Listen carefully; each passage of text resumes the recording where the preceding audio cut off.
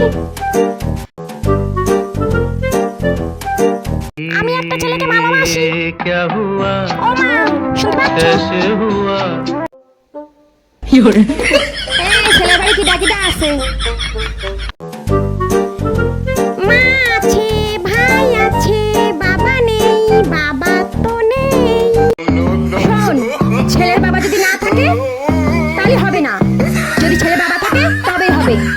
আমার এটা শেষ কথা। ও মা, আমি কি বলি, তোমার বাবাকে কি দরকার? বাবাকে কি দরকার তোমার?